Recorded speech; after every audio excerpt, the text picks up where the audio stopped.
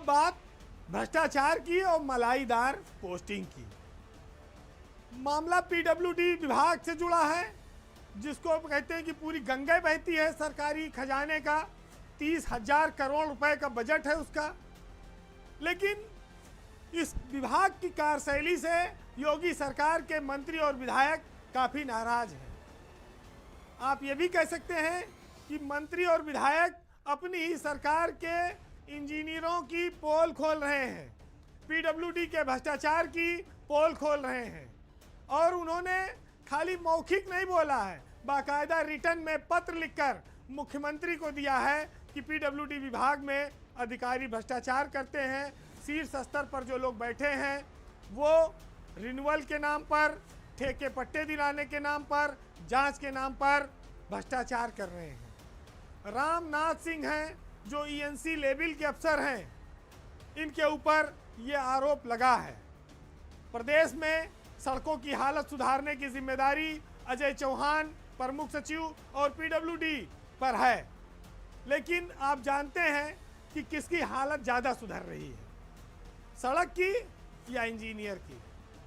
जनता की सेवा का वादा है, उसके लिए अच्छी और बढ़िया सड़क बनाने का वादा है, लेकिन ये वादे सिर्फ कागजी हैं।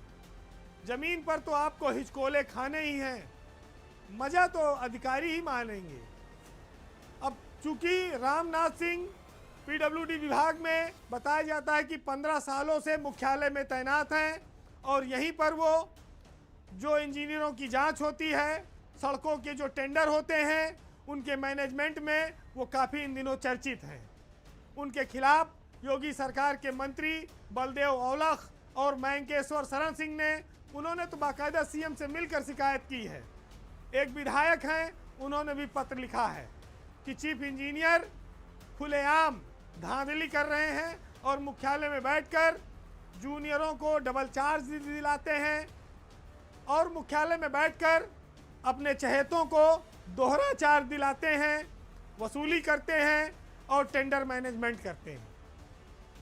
आरएन सिंह शीर्ष लेवल के अफसर हैं, रामनाथ सिंह कुछ दिन में विभागाध्यक्ष ईएनसी हो जाएंगे।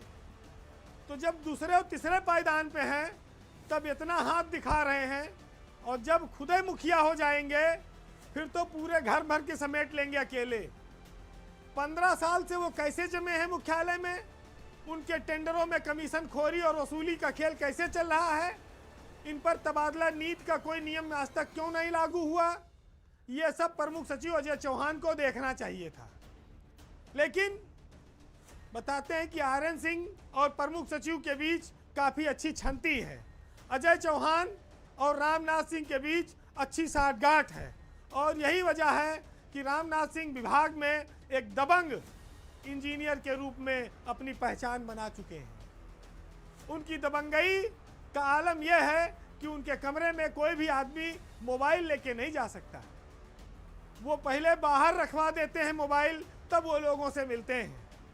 इससे पहले भी उनकी कई सारी शिकायतें हुई, लेकिन प्रमुख सचिव ने उन शिकायतों को ठंडे बस्ते के हवाले कर दिया।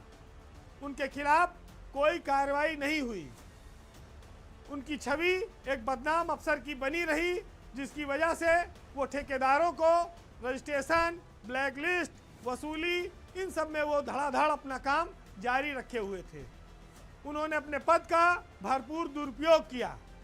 लेकिन समस्या इस बात की है कि जब मंत्री और विधायक लिख दे रहे हों, तब जाकर उनके खिलाफ सरकार के कान में जू रेंगी, तब उनके खिलाफ जांच के आदेश हुए, वो भी सचिव और विभागाध्यक्ष मिलकर करेंगे। दबाव बनाकर वसूली करने की कहानी अक्सर पीडब्ल्यूडी में आती है, टेंडर मैनेजमेंट करने की बात भी आती है, लेकिन इतना सब कोई मुख्यालय में बैठकर कर रहा है, ये बात हजम नहीं होती। क्योंकि अजय चौहान एक ऐसे अफसर बने हैं जो शासन में कम मुख्यालय में ज़्यादा बैठते हैं। वो प्रमुख सचिव हैं, वो उनका एक कमरा पीडब्ल्यूडी मुख्यालय में भी है, और उनका यूपी आरएनएन में भी एक कमरा है, और उनका सेतु निगम में भी एक कमरा है। वहाँ पर वो ज़्यादा बैठते हैं, जिसके चलते विधायक और सांसद, जनप्रतिनिधि चक्कर घिन्नी बने रहते हैं, वो प्रमुख सचिव को ढूंढ ही नहीं पाते। अब रामनाथ सिंह भी उसी परंपरा में है, उसी छत्रछाया में है। तो पीडब्ल्यूडी विभाग हमेशा से चर्चा में रहा है। पिछले 2-3 सालों से वो बजट नहीं खर्च कर पाता, सड़कें नहीं बना पाता, हजारों करोड़ के बजट लैप्स होते हैं, वो बदनामी होती रहती है, लेकिन भ्रष्टाचार लगातार चल रहा है। अब देखिए, जब मंत्री अपनी सरकार के खिलाफ, अपने सरकार के इंजीनियरों और अफसरों के खिलाफ लिख रहा हो, तो आप सोचिए कि किस कदर अराजकता ये लोग कर रहे हैं।